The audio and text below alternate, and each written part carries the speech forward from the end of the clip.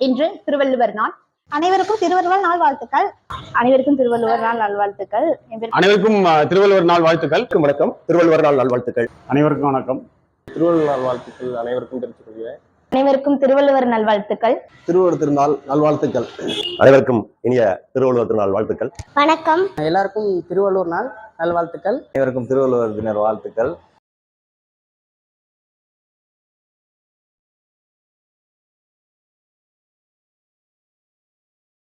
திருவள்ளுவர் தின நல்வாழ்த்துக்கள். திருவள்ளுவர் வாழ்த்து நாள்.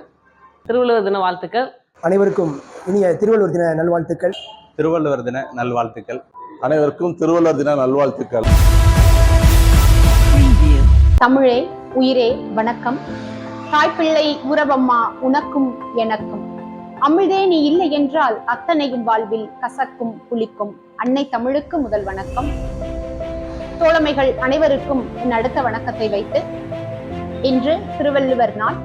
திருவள்ளுவர் நாள் வாழ்த்தை தோழமைகள் அனைவருக்கும் மக்கள் அனைவருக்கும் நேரத்தில் கூறிக்கொண்டு, திருவள்ளுவர் சிலைக்கு இங்கே காவி பூசிக்கொண்டிருக்கக்கூடிய பலரின் இடையே நம் பேராவூரணி மண்ணில் திருவள்ளுவருக்கு சிலை அமைத்து தன் சொந்த செலவில் தன் சொந்த மருத்துவ வளாகத்தில் திருவள்ளுவர் சிலை அமைத்து கொண்டாடி கொண்டிருக்கக்கூடிய மக்கள் மருத்துவர் துரை நீலகண்டன் ஐயா அவர்களை இந்நேரத்தில் வணங்கி, பல்வேறு விருதுகளையும் பல்வேறு தமிழ் பணிகளையும் செய்து கொண்டிருக்கக்கூடிய மருத்துவர் ஐயா அவர்களை வாழ்த்தியும், அவருக்கு இடையராது துணை நின்று ஊக்கமளிக்கக்கூடிய மருத்துவர் நீலகண்டன் ஐயா அவர்களின் குடும்பத்தினரையும் வாழ்த்தி, இந்நேரத்தில் திருவள்ளுவர் நாளை நாங்கள் அனைவரும் இங்கே ஒன்றிணைந்து கொண்டாடுகிறோம். அதில் பெருமகிழ்ச்சி கொள்கின்றோம். திருவள்ளுவர் 1330 குறட்பாக்கள்ல நிறைய கருத்துக்களை சொல்லியிருந்தாலும் கூட, தோற்றத்தை பார்த்து யாரையும் எடை போடக்கூடாது. சாதாரண மனிதர்கள் கூட, சாதாரணமாக காட்சி அளிக்கக்கூடிய மனிதர்கள் கூட மிகப்பெரிய செயல்களை செய்ய வல்லவர்கள் என்பதற்காக நிறைய குறள்களை சொல்லியிருக்காரு. அதுல ஒரு குறள், உருவு கண்டு எல்லாமே வேண்டும், ஊருள் பெறும் தேருக்கு அச்சாணி அன்னார் உடைத்து அப்படின்னு ஒரு குறள் சொல்லியிருக்காரு. மிகப்பெரிய தேராக இருந்தாலும் கூட அந்த தேர் கவிழ்ந்து விடாமல் சுழன்று ஓடுவதற்கு எது காரணமாக அமைகின்றது என்று பார்ப்போமே ஆனால் அதில் இருக்கக்கூடிய அச்சாணி. அந்த அச்சாணி மட்டும் இல்லாது போயிருந்தால் தேர் உருண்டு ஓடும் பொழுது அவருடைய சக்கரங்கள் கரண்டு விடும். அப்படி கரண்டு விழுந்தால் தேர் ஓடாமல் போய்விடும். அதனால மிகப்பெரிய தேராக இருந்தாலும் கூட அது இயங்குவதற்கு, அது ஒழுங்காக சுழல்வதற்கு எது காரணம் என்று பார்ப்போமே ஆனால் அச்சாணி. ஆனால் யாருடைய தோற்றத்தையும் பார்த்து நாம் எடை போட்டு விடக்கூடாது. அச்சாணி சிறிதாக இருந்தாலும் மிகப்பெரிய தேர் ஓடுவதற்கு அது காரணமாக அமைகின்றது. அதே போல யாருடைய தோற்றத்தையும் பார்த்து எடை போடாதீர்கள் அப்படின்னு வள்ளுவர் சொல்றாரு. அதே போல இன்னொரு குறளே சொல்லுவாரு, கனை கொடிது யாழ் கோடு செவ்வித்து அங்கன்ன வினைப்படு பாழால் குழல் அப்படின்னு ஒரு குறள் இருக்குது. கனை அம்பு எப்படி இருக்கும் அப்படின்னு பார்த்தீங்கன்னா அது நேராக இருக்கும். யாழ் வளைஞ்சிருக்கும். ஆனாலும் கூட நேராக இருக்கக்கூடிய அம்பு ஒரு மனிதனை குத்தி துன்பத்தை தரும். ஆனால் வளைந்து நெளிந்திருக்கக்கூடிய யாழ் இனிமையான இசையை கொடுத்து மனதுக்கு இன்பத்தை தரும். அதனால கனை கொடிது யாழ் கோடு செவித்து, நேராக இருக்கக்கூடிய அம்பு தீமையை செய்யும், வளைந்து நெளிந்திருக்கக்கூடிய யாழ் நன்மையை செய்யும். அதனால ஒரு மனிதனுடைய தோற்றத்தை பார்த்து யாரையும் எடை போடாதீர்கள் என்பதற்கான குறள்கள் இவை. நன்றி. எப்பொருள் யார் யார் வாய் கேட்பினும் அப்பொருள் மெய்ப்பொருள் காண்பது அறிவோம்.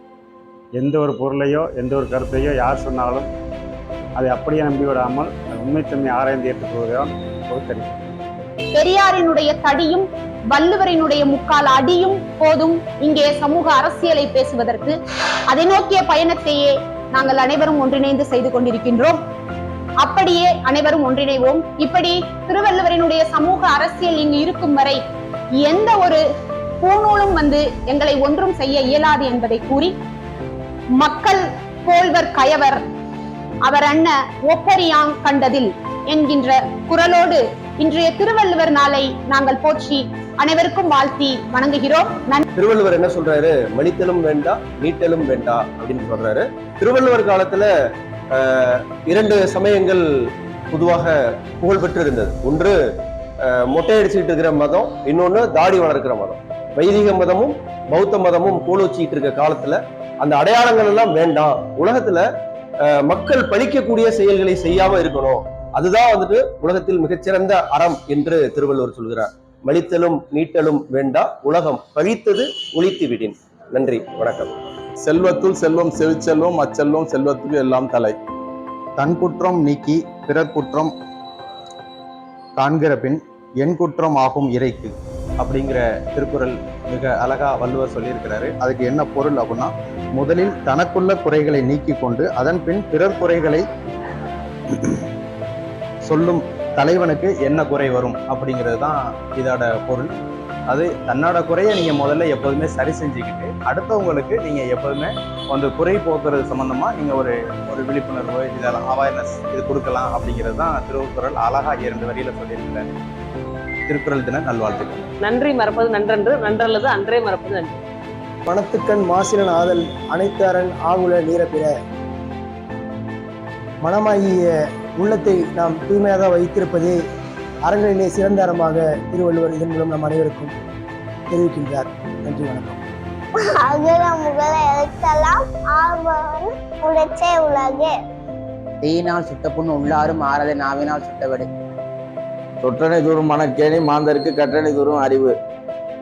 எழுத்தெல்லாம் ஆதிபகவன் முதற்றே உலகு கடந்தான் பயனற்கொள் யாரை நற்ற தொலை இனி மலை செய்கிறான் மாநில நீதி வாழ்வா வெண்டல் விடவே நீ அடிச்ச நக்கி அடி இது செய்தி செய்ய போச்சு அது மட்டும் தனக்குமே இல்லை தாச்சைக்கு எல்லாம் மாற்றல் அடிது அதவாறு தாச்சைக்கு எல்லாம் இரவாணி நீண்ட நடித்து கோயில் கொதில் வேவேன் கொடுத்தா தலைவன் தலைப்பியவி பெண்களும் நீண்டுவன் நீண்டா ஏன் நடி செய்தாதா. கற்க கசடர கற்றவை கற்றபின் நிற்க அதற்கு தக அப்படின்னு சொல்லி அது அந்த குறள் எனக்கு ரொம்ப பிடிக்கும். படிக்கிறது மட்டும் பத்தாது, படிச்சதுக்கு தக்க நெறியோட நடந்துங்க அப்படின்னு சொல்லி சொல்லுவாரு திருவள்ளுவர். ரொம்ப நன்றி. ஒழுக்கம் விருப்பம் தரலாம், ஒழுக்கம் உயர்நில் நம்பப்படும். அனைவருக்கும் நன்றி. அகர முதல எழுத்தெல்லாம் ஆதி பகவான் முதற்றே உள்ளது. செல்வத்தில் செல்வம் செவி செல்வம் அச்செல்வம் செல்வத்தில் எல்லாம் தலைவர்.